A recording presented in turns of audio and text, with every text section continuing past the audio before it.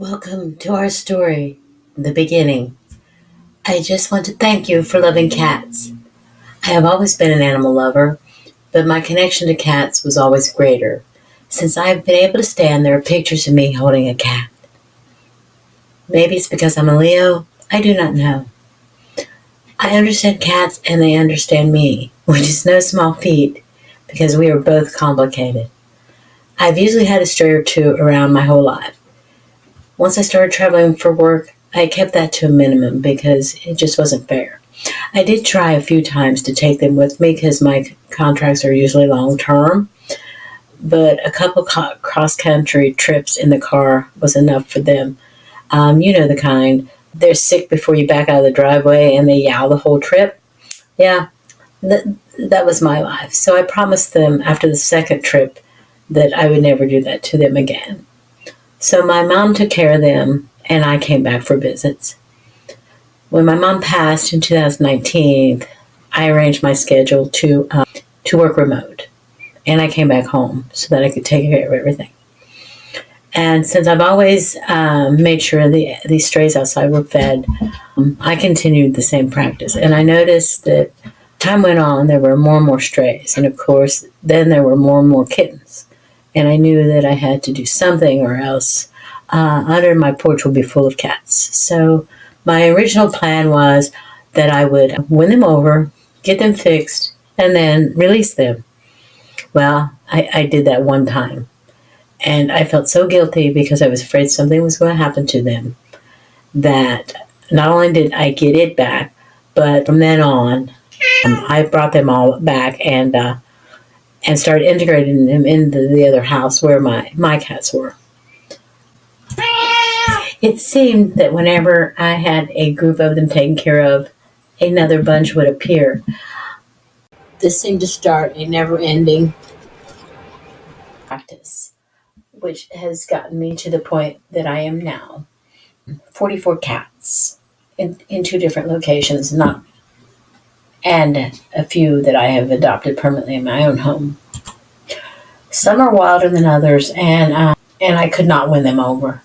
So I have trapped, but I hate doing that because it seems like if I have to hold food and trap, that they never get over it. They never trust me, and I have some cats now that are wild.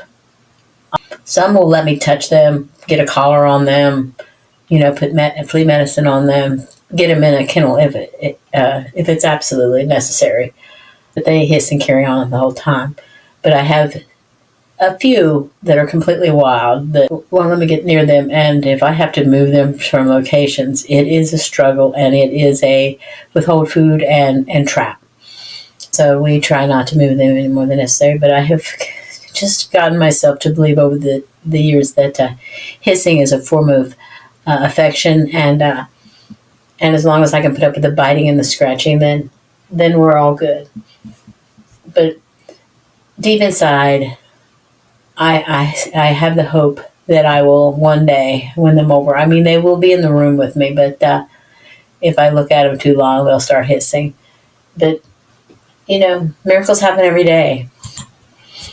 The bad thing about living in a rural town is people do not regard animals as a responsibility, and they seem to think they're throwaway.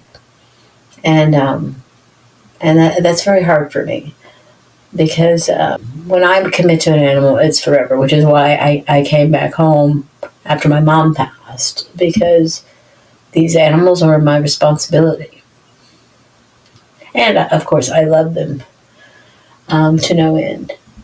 As I said, we are at about 45 cats, well, 44 cats, but I just got another one yesterday that I'm working on. But I'm trying to keep it a low number because of space. I want these cats to have a quality of life, not just a life. So, I've not been able to save them all, and that haunts me. Even though people tell me, look at the ones you did save, it's still, I see everyone that I remember them all that I couldn't save. And I know deep down that it's impossible to save them all, but it doesn't keep you from not wanting to. And that's the whole reason why I've started this YouTube channel. And it's a stretch for me because I don't spend any time on social media. And I'm having to learn anything from scratch. But it's a labor of love because I'm doing it for them. And it's just that I don't see any other way to be able to grow our sanctuary. I'd like to get a building, get everybody in one place, and hire some help. I have one person who helps me now, but it's hard for us both to do it all. And I also really, really want to be able to help other rescues and sanctuaries and humane societies that are trying to survive on donations alone. I am sure that they are spending a lot of money out of pocket, whether they can afford it or not, because that is just the nature of the beast. If it wasn't for the fact that I have a good income and low expenses, there'd be no way I could afford to do this, even to the point where I am now. It is frighteningly expensive between, food and vet bills and the day-to-day care and, the help and just the maintenance of the buildings and the utilities. But that's just another story. I want to make a difference. I want to change cats' lives, and I want to find people who feel the same. And only you can help me grow this channel. Entertainment channels can climb to the top of YouTube. Why can't a non-profit cat channel? Because there are probably 1 billion cat lovers in the world. Why can't we join together and make a difference? And I don't know where it'll go from there. I don't even know if we'll get there, but I want to try.